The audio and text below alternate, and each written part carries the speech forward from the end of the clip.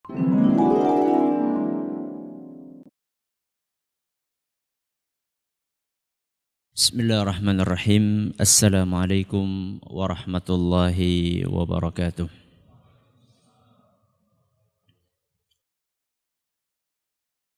Alhamdulillahi rabbil alamin. Wabihi nasta'inu ala umuri dunya waddin. Wa sallallahu ala nabiyyina Muhammadin wa ala alihi wa sahbihi ajma'in. Amma ba'd. Kita panjatkan puja dan puji syukur kehadirat Allah Tabaraka wa Ta'ala. Pada kesempatan malam yang berbahagia kali ini, kita masih kembali diberi kekuatan, kesehatan, hidayah serta taufik dari Allah Jalla wa Ala, sehingga kita bisa kembali menghadiri pengajian rutin tafsir kita ini di Masjid Agung Darussalam Purbalingga. Kita berharap semoga Allah Tabaraka wa Ta'ala berkenan untuk melimpahkan kepada kita semuanya ilmu yang bermanfaat, sehingga bisa kita amalkan sebagai bekal untuk menghadap kepada Allah Jalla wa Ala. Amin ya Rabbal Alamin. Salat dan salam semoga senantiasa tercurahkan kepada junjungan kita Nabi besar Muhammad sallallahu alaihi wasallam, kepada keluarganya, sahabatnya, dan umatnya yang setia mengikuti tuntunannya hingga hari akhir nanti.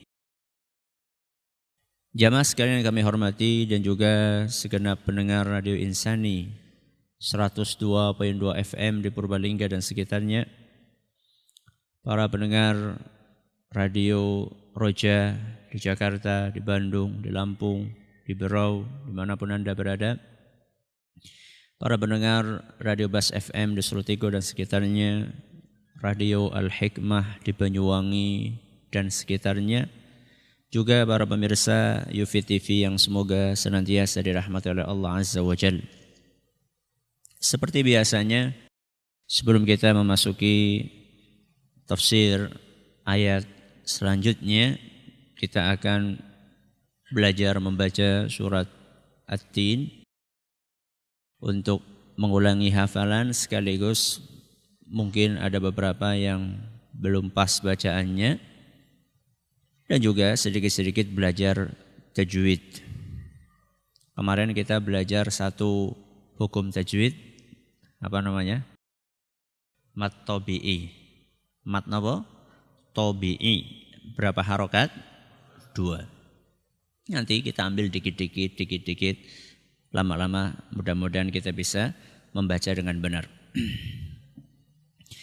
A'udzu billahi minasy syaithanir rajim. A'udzu billahi minasy syaithanir rajim. Bismillahirrahmanirrahim.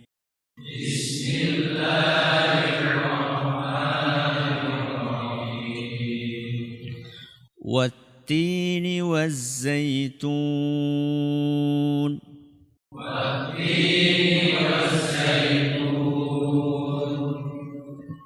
Wat-tini waz-zaitun. Nah, yang belakang ini tun.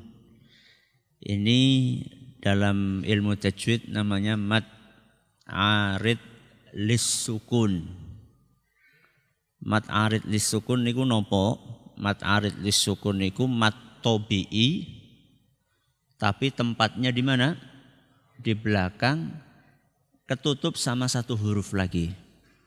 Perhatikan, wattini wazzaitu. Tu niki mad tabi'i kan? Cuman ketutupan huruf nopo? Nun.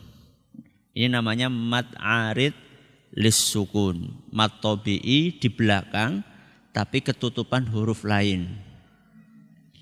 Wattini wazzaitun. Cara bacanya panjenengan boleh milih. Boleh pendek, maksudnya 2, boleh agak panjang 4, boleh panjang banget 6. fleksibel. Boleh 2, panjangnya boleh berapa? 4, boleh 6. 2 gimana Ustaz?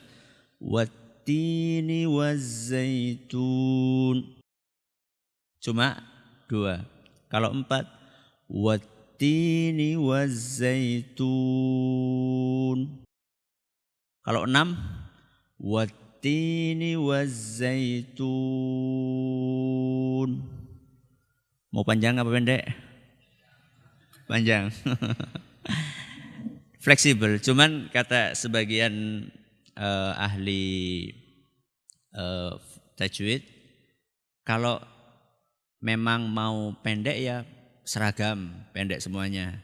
Kalau mau pertengahan ya pertengahan. Kalau mau panjang ya panjang. Karena semua akhir dari ayat, setiap ayat dari surat At-Tin ini semuanya belakangnya mad arid lisukun. Jadi ayat pertama wattini wazzaitun waturi sinin.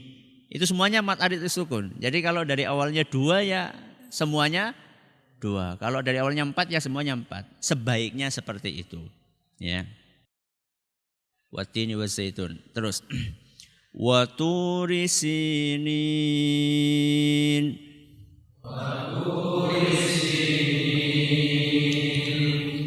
وهذا البلد الأمين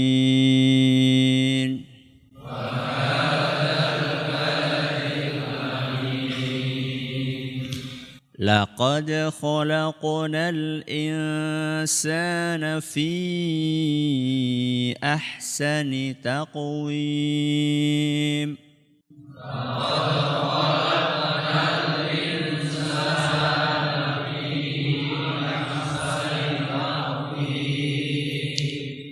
ثم رددناه أسفل سافلين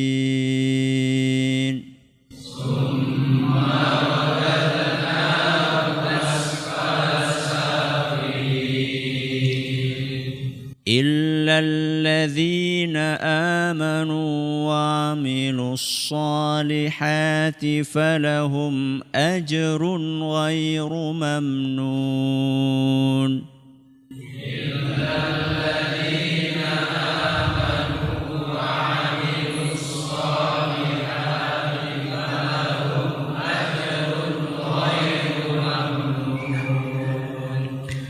فما يكذبك بعد بالدين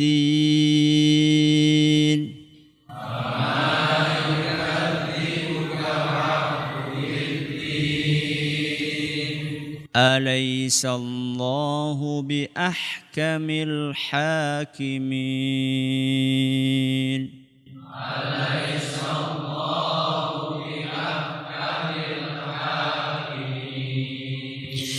Jamaah sekalian kami hormati, terakhir kita sampai ayat yang keberapa? Yang ketiga. Malam hari ini kita akan memasuki ayat yang keempat yang bunyinya laqad khalaqnal insana fi ahsani taqwim. Setelah Allah subhanahu wa ta'ala bersumpah dengan berapa sumpah? Berapa sumpah? 4. Wattini wazzaitun waturi sinin wa hadzal baladil amin. 4 sumpah. Setelah Allah bersumpah dengan 4 media, kemudian Allah menyebutkan isi sumpahnya. Isi sumpahnya. Isi sumpah itu apa? Ya kalimat yang diucapkan setelah sumpah. Contoh, demi Allah aku cinta padamu. Isi sumpahnya mana? Aku cinta padamu. Sumpahnya yang mana? Demi Allah. Ya.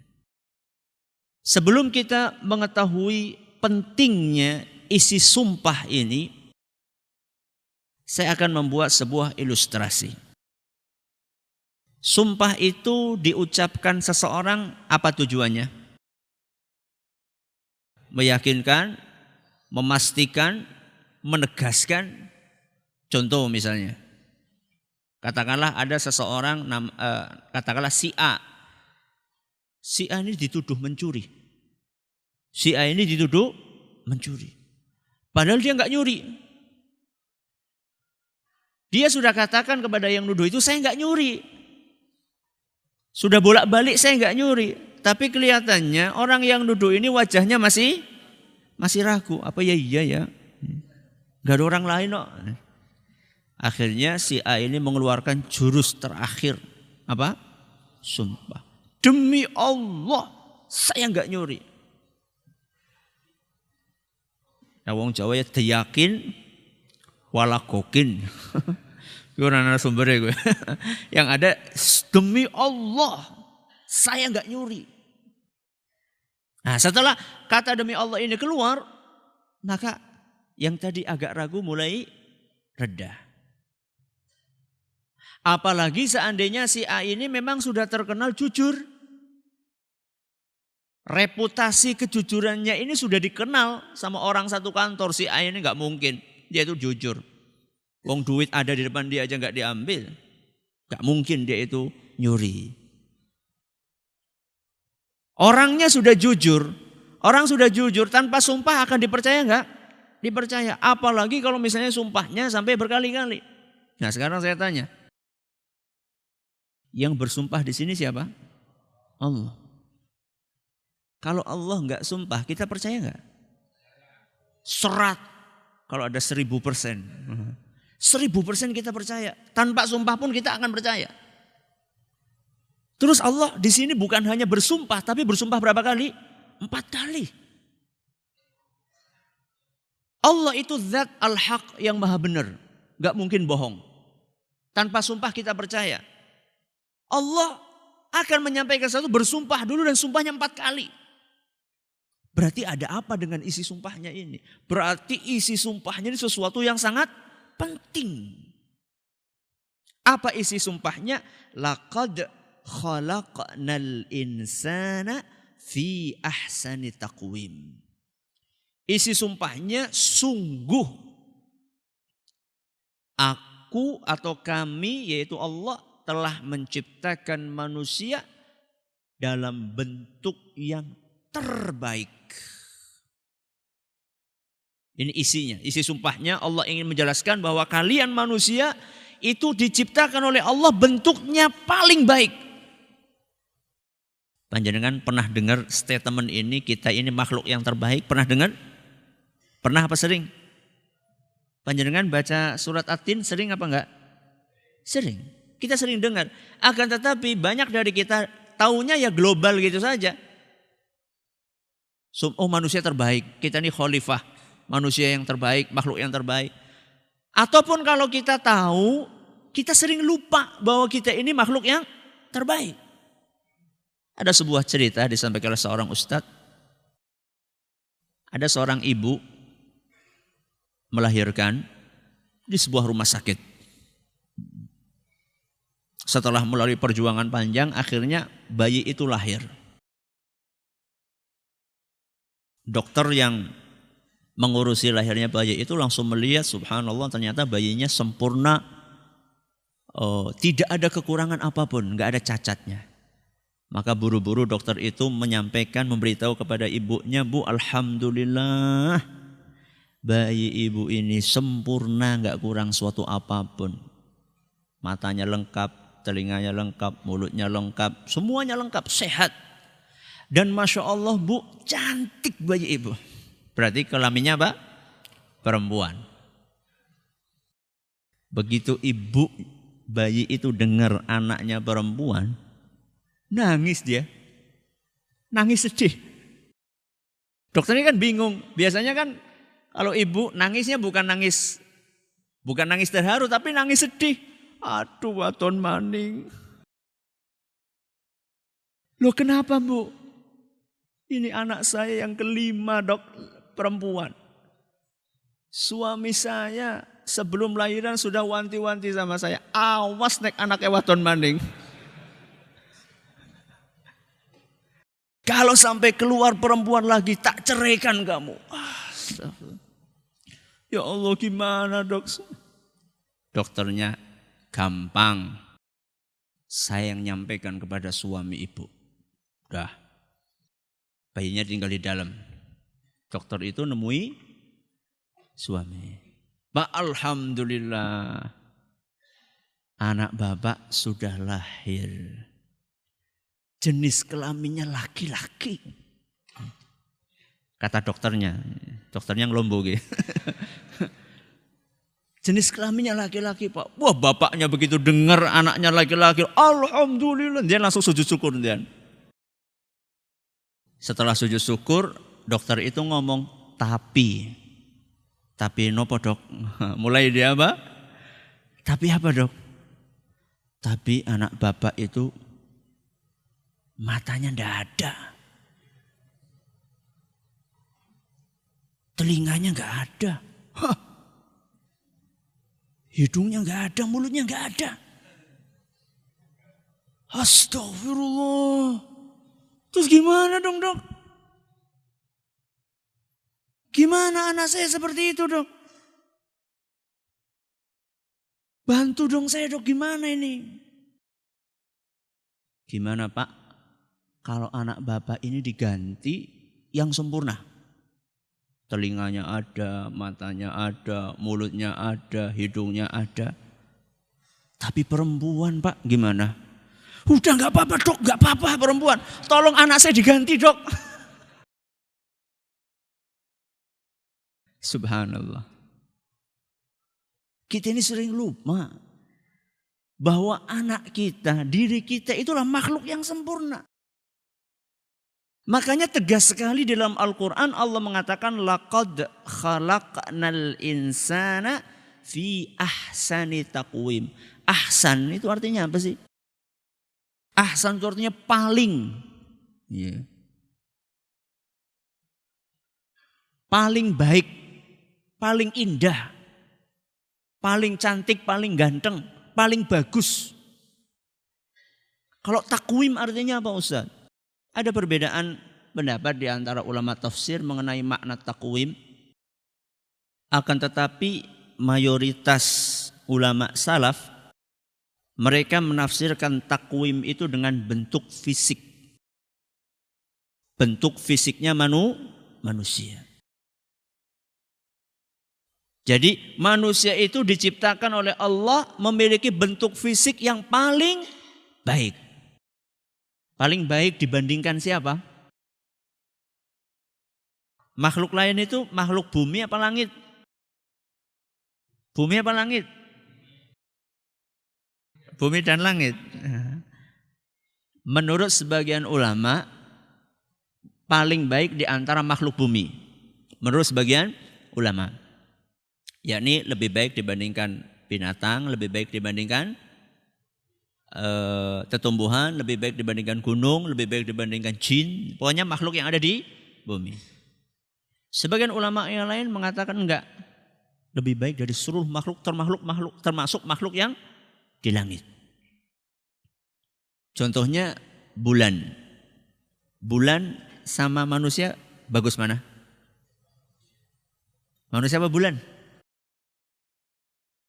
Cantikmu bagaikan rembulan. Cantik mana coba? Rembulan apa manusia? Ada kisah menarik disebutkan oleh seorang ahli tafsir dalam kitab Ahkamul Quran karya Imam Ibnul Arabi. Dahulu kala ada seorang namanya Isa. Namanya Isa bin Musa al-Hashimi. Orang hidup pada zaman itu namanya Isa bin Musa al-Hashimi. Katakanlah Isa misalnya. Bukan Nabi Isa ya. Orang namanya siapa? Isa. Dia ini punya istri yang sangat dia sayangi. Luar biasa cinta dia sama istrinya. Suatu hari Isa ini pengen memuji istrinya. Kata Isa, wahai istriku, kalau engkau tidak lebih cantik dibandingkan bulan, engkau sudah aku jatuhi talak 3. Ini orang pengen muji istrinya. Dia menganggap istrinya lebih cantik dibandingkan apa? Bulan. Kata dia, kalau misalnya kamu, wahai istriku, enggak lebih cantik dari bulan, sudah saya jatuhi kamu talak 3. Tak ceraikan 3 sekaligus. Tapi karena kamu menurut saya itu lebih cantik dari bulan, maka saya enggak jatuhkan cerai. Tapi begitu istrinya dengar kayak gitu, dia langsung kaget. Langsung dia tutup pintu kamar. Dia bilang, wahai suamiku, engkau udah ceraikan aku. Masa aku lebih cantik dibandingkan bulan? Jadi istrinya menganggap bulan itu lebih cantik. Sedangkan suaminya menganggap istrinya lebih cantik daripada bulan. Terus ini siapa yang mau diambil pendapatnya? Ini masalahnya udah di ujung tanduk, ini cerai. Dan cerainya bukan cerai sekali. Langsung dia katakan cerai 3. Talak 3 itu resikonya kalau betul-betul divonis talak 3, maka tidak halal untuk dinikahi lagi kecuali setelah dinikahi orang lain dan orang lain itu menceraikan wanita itu. Dan pernikahan yang baru ini bukan pernikahan sandiwara, tapi betul-betul nikah kemudian cerai, dan itu jarang. Nah, apalagi kalau wanitanya cantik, wah rezeki nomplok itu. Akhirnya dia kan malam itu nggak bisa tidur, dia sedih sekali. Ya Allah, gimana istriku yang sangat aku cintai. Makanya hati-hati dengan kata-kata cerai. Nah, ada sebagian orang gampang-gampang tak pegat, titik pegat. Kayak dolanan pegat itu. Nah, hati-hati. Akhirnya pagi harinya Isa ini menemui khalifah. Namanya Al-Mansur, raja saat itu. Dia cerita, wahai khalifah, cerita tentang kejadian semalam, dan dia katakan, wahai khalifah, kalau benar-benar istri saya ini sudah dijatuhi talak, saya akan sedih seumur hidup dan lebih baik saya mati daripada hidup. Saking cintanya kepada istri. Akhirnya khalifah ini kumpulkan para ulama. Khalifah ini minta fatwa kepada ulama. Dan inilah seharusnya yang dilakukan oleh pemerintah. Kalau ada masalah itu tanya kepada ahlinya. Ya. Ini masalah agama, tanya kepada ahli agama. Kumpulkan para ahli fikih. Kemudian disampaikan permasalahan itu dan mayoritas semuanya mengatakan cerai. Lemes itu Isa itu. Semuanya hampir mengatakan bahwa menurut para ulama itu rata-rata mereka mengatakan bahwa bulan itu lebih cantik, lebih sempurna daripada manusia. Daripada istrinya itu. Tapi kemudian khalifah ini lihat ada satu ulama yang diem.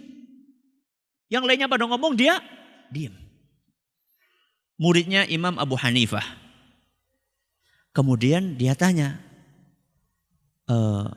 saya lihat kamu kok diem saja. Apakah kamu punya pendapat yang berbeda? Kemudian ulama tadi berkata, dia langsung menjawab, mengawali jawabannya dengan membaca ayat Al-Quran. Bismillahirrahmanirrahim. Wattini wazzaitun waturi sinin wa hadzal baladil amin. Laqad khalaqnal insana fi ahsani taqwim. Wahai khalifah, Allah di dalam Al-Quran mengatakan manusia itu makhluk yang paling baik. Berarti apa yang diucapkan oleh si Isa ini betul. Bahwa istrinya ini lebih cantik dibandingkan bulan. Karena manusia lebih utama, lebih istimewa, lebih sempurna dibandingkan bulan. Nah, begitu mendengar ucapan ini, khalifah ini langsung, ini nih yang benar nih. Padahal di hadapan sekian puluh ulama, atau nggak tahu di situ nggak disebutkan jumlah, sekian puluh apa sekian ratus ulama. Ini yang benar ini.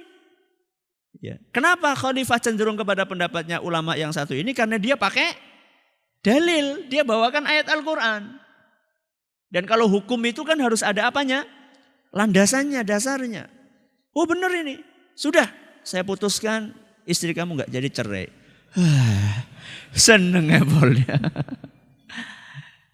Makanya para ulama mengatakan sebagian bahwa manusia itu lebih baik sampai pun dibandingkan makhluk-makhluk yang ada di mana?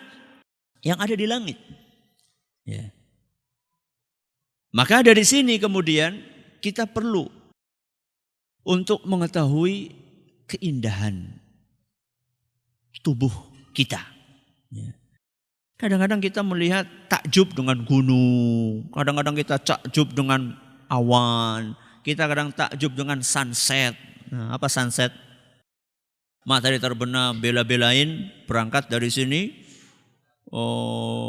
pagi-pagi sebelum subuh, kemudian manjat kemana? Ke Gunung Slamet, pengen lihat sunset. Wah, indah banget. Kadang-kadang kita melihat bunga. Bunga, ya Allah, bunga ini kok indah banget. Kadang-kadang kita ngelihat ada ikan yang luar biasa indahnya. Dan kita berdecak kagum. Dan kemudian kita katakan subhanallah, luar biasa ciptaan Allah. Dan itu enggak salah, enggak apa-apa. Memang Allah menciptakan makhluk-makhluk itu sebagai tanda kebesaran Allah. Tapi anehnya, kita ini lupa dengan sesuatu yang paling dekat dengan diri kita. Masa untuk mengetahui keagungan Allah kita harus manjat gunung Slamet? Di rumah kita sudah bisa mengetahui keagungan Allah. Di mana? Dalam diri kita. Makanya Allah Subhanahu wa taala berfirman dalam surat Az-Zariyat ayat 21. Surat apa? Az-Zariyat ayat 21. Dalam ayat tersebut Allah berfirman wa fi anfusikum, dan di dalam diri kalian sendiri itu ada tanda-tanda kebesaran Allah. Afala tubsirun, kenapa kalian tidak memperhatikannya? Jadi di dalam diri kita ini sudah ada tanda-tanda kebesaran Allah, kenapa kita tidak perhatikan? Ustadz, keajaiban manusia itu fisik luarnya apa dalamnya? Luar dalam. Ya. Luar dalamnya, luarnya, ya, bentuk fisiknya manusia, luarnya itu paling indah, paling proporsional dibandingkan makhluk yang lainnya. Coba bandingkan manusia dengan cecek. Bandingkan manusia sama cecek. Kalau lebih besar lagi bandingkan manusia sama ayam. Gimana? Bagus mana? Manusia. Ya wis tambah gede maning sama mbek. Bagusan mana? Manusia. Udah yang agak mahal dikit, jaran. Kuda, bagus mana? Tetap bagus manusia. Kalau nggak percaya coba. Nun sewu ya, coba ambilkan manusia yang ora pati yang ganteng. Dijejerakan karo jaran sing paling ganteng. Gimana? Tetap manusia lebih baik. Ya. Bukan dalam rangka untuk merendahkan apa? Manusia, bukan dalam rangka untuk merendahkan kuda, enggak. Akan tetapi inilah kenyataannya. Ya. Bukan hanya postur tubuhnya saja, termasuk organ-organ yang ada dalam diri kita itu luar biasa. Kita punya 2 tangan, kita punya 2 kaki, kita punya telinga, kita punya mata, kita punya mulut. Ya. Tangan kita ada apanya? Ada jari-jarinya. Jari ini bisa genggam, bisa buka, bisa buat pegangan, bisa buat makan. Apa ada manusia atau makhluk selain manusia yang seperti itu? Kita kasih contoh. Kita kasih contoh 2 luar, 2 dalam. Atau sedapatnya lah. Kita contoh luar misalnya jari ini. Mungkin ada sebagian orang mengatakan jari ini kok dawane ora pada ya. Nah. Sebagian orang mengatakan enggak proporsional. Kenapa enggak panjangnya apa? Sama saja. Terus kemudian ada protes kenapa kok besar kecil, ada yang besar, ada yang kecil. Itu masing-masing itu punya keistimewaan dan punya tugas masing-masing dari jari ini. Jempol. Apa tugasnya? Cap jempol. Jukut pensiunan kantor pos. Masa anak cap jendik? Gak ada toh, adanya apa? Cap jempol. Kemudian untuk ngasih sip, apa anak sip kayak gini? Gak ada sip. Sudah, ini jempol. Terus apa? Jari telunjuk. Buat apa? Nuding-nuding. Ya, kayak kana. Gue ngacung. Orang nang ngacung kayak gini. Ngacung. Jari manis Ustaz, apa kelebihannya? Paling dawa dewek. Ya, paling panjang sendiri dibandingkan yang lainnya. Terus jari apa? Jari tengah kok jari manis. Jari tengah. Ya, jari tengah paling panjang sendiri dibandingkan yang lainnya. Kelebihannya. Terus jari manis apa? Dikatakan manis karena buat cincin. Makanya namanya manis. Lah jentiknya apa Ustaz?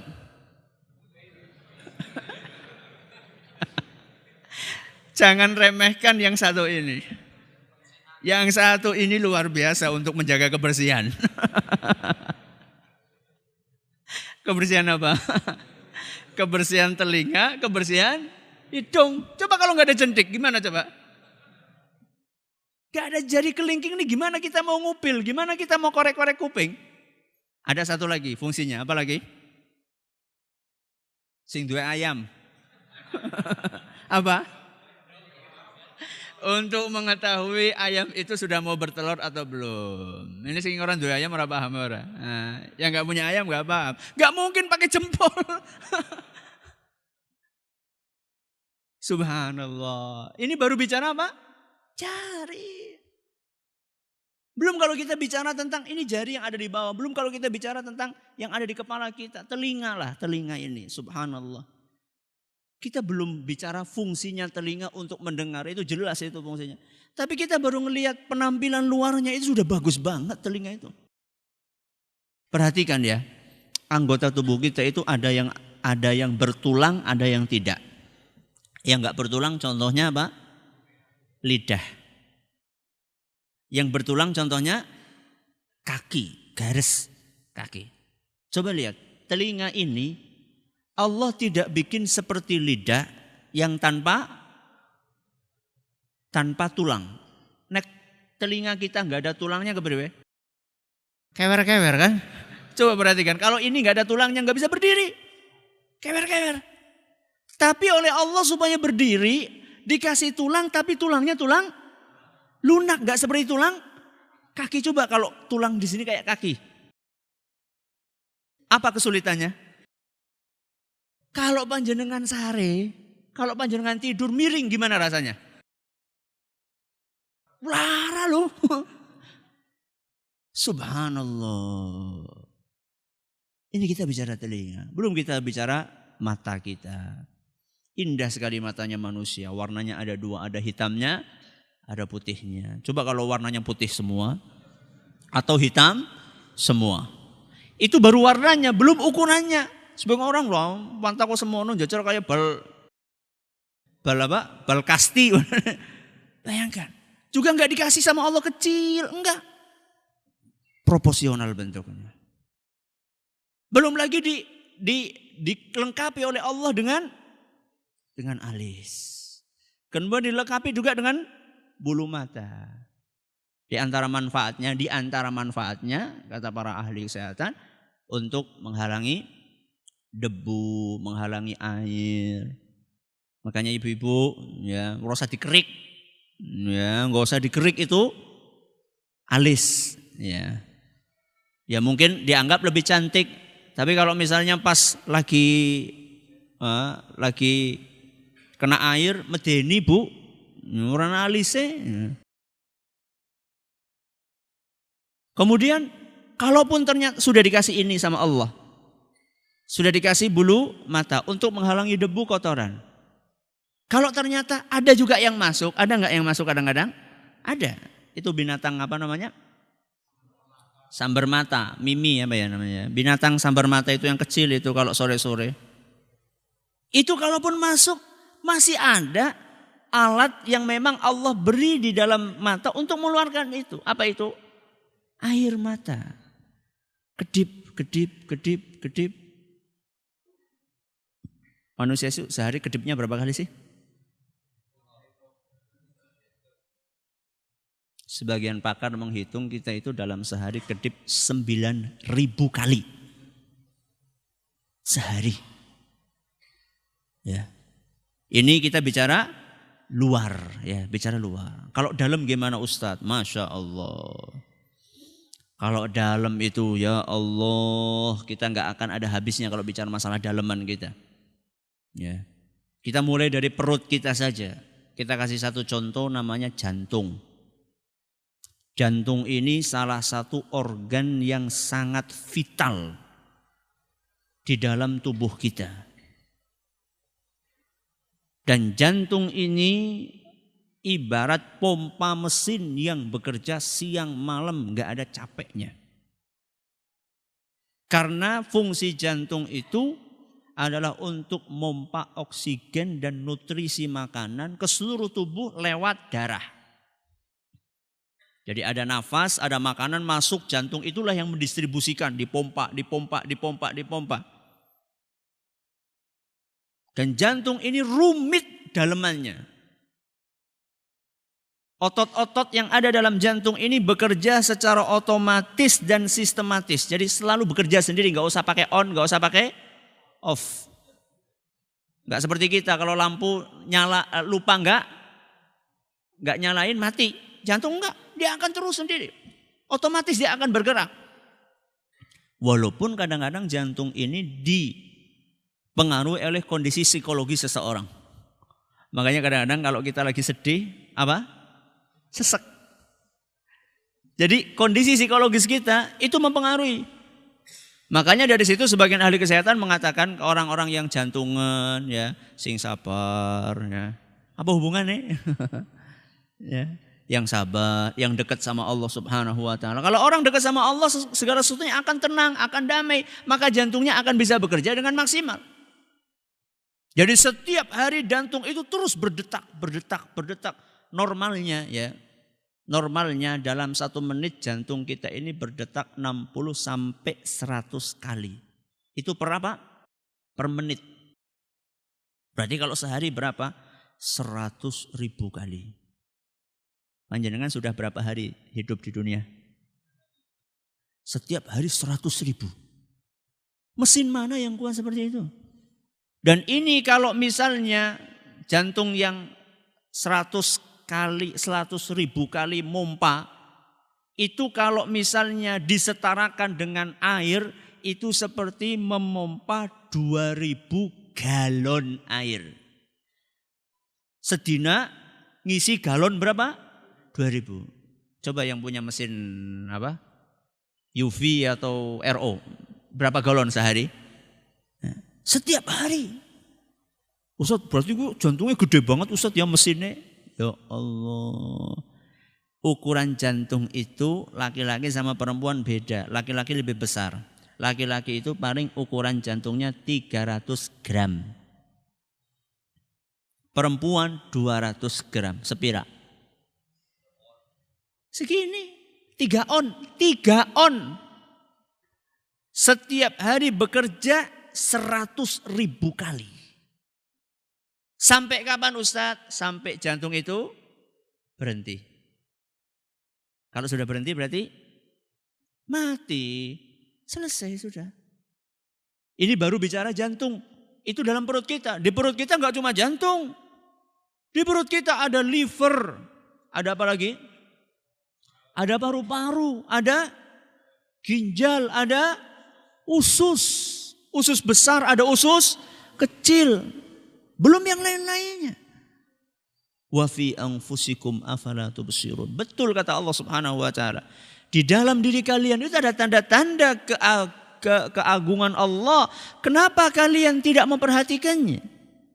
Itu baru isi perut, belum isi kepala. Apa isi kepala? Otak. Ya. Otak itu kalau dilihat penampilan luarnya kayaknya biasa-biasa saja kan ya. Pelungker gitu saja kan. Tapi subhanallah ternyata otak tersebut terdiri dari bagian-bagian yang sangat rumit dan fungsinya beda-beda. Kata sebagian pakar kesehatan, otak itu terdiri dari sel-sel syaraf. Ya, jadi di dalam otak itu ada apanya? Sel-sel sarafnya. Istilah kesehatannya itu neuron. Tahu nggak berapa jumlah neuron di dalam otaknya manusia? Saya baru baca tadi, jumlah neuron sel syarafnya manusia itu ada 100 miliar. Berapa? 100 miliar sel syaraf. Panjenengan bisa bayangkan, mengumpulkan 100 miliar syaraf dalam satu tempat, dan itu saling nyambung satu sama lainnya. Saya punya teman dokter spesialis bedah syaraf. Aku udah bisa bayangkan pegawaiannya. Kalau bedah tulang base mumet apa nih? Bedah apa? Syaraf kok dibedah? Syaraf itu ngelihatnya harus pakai apa jenenge? Mikroskop. Itu dibedah, disambung. Jahitnya karo apa? Katanya, saya pernah Ustaz mengalami kasus ada kelainan di syaraf yang ada di otak. Pertama harus dibedah dulu, patok kepalanya bedah. Kemudian saya itu cari masalahnya di mana. Kan ada jutaan, ada berapa tadi? Miliaran, itu nyari yang mana ini, yang bermasalah yang mana? Kemudian ini udah mati, terus nyambungnya harus dari luar, dikeluarin ke luar batok kepala, masukin lagi. Sambungin sampai yang ada di sini. Kalau nggak jadi, mati. Makanya setiap orang mau operasi, tanda tangan, perjanjian, jangan nuntut.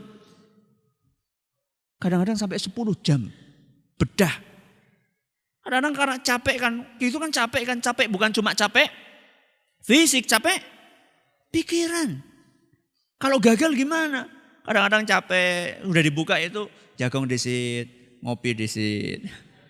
Wajar, masa nggak boleh ngopi? Capek kayak gitu, bayangkan ngopi di depannya ada kepala. Allahu Akbar, subhanallah. Dan ternyata kapasitas otak kita, ya, kalau setiap detiknya diinput, dimasukkan ke dalam otak kepala kita ini 10 data. Misalnya 10 data setiap detik masuk 10 data. Itu seumur-umur setiap hari kita diisi setiap detik 10 data. Itu paling baru kepake separuh dari otak kita. Separuhnya masih kosong. Dan rata-rata manusia seumur-umur itu cuma memanfaatkan 3% dari otaknya. Jadi panjenengan ngaji seminggu sepisan ke sisa. Orang yang paling jenius, orang yang jenius itu orang yang biasa-biasa kayak kita ini biasa-biasa. 3% kanggone. Sisanya berarti 97% kosong.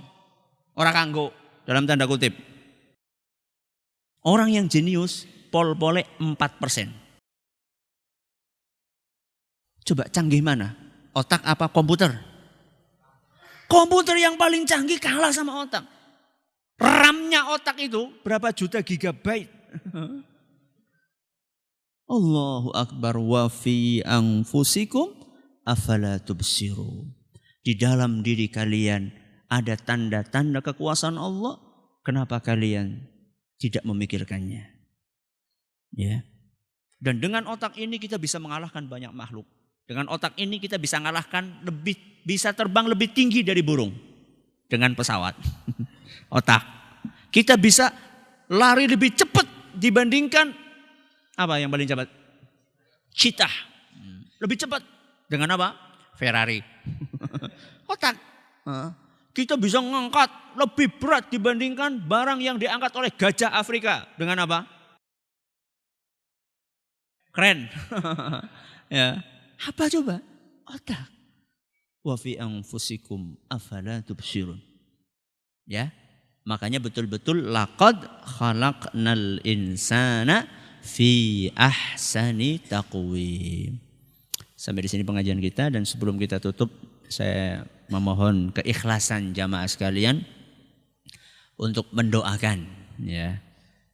Pondok ini sedang dalam proses perluasan lahan. Ya, sedang dalam proses perluasan lahan, negosiasinya agak alot.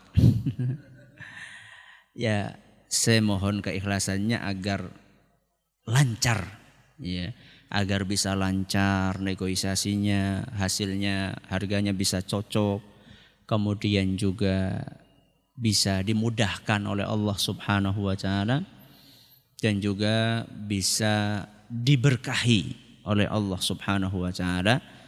Jadi saya mohon bantuannya kepada jamaah sekalian untuk ikut mendoakan, ya, itu yang ingin saya sampaikan.